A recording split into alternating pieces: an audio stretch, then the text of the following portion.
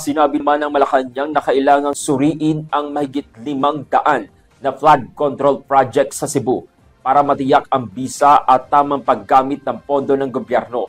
Ayon kay Palace Press Officer Claire Castro, mula 2016 hanggang 2022, 343 na proyekto ang naipatupad at 2 dito ang natigil.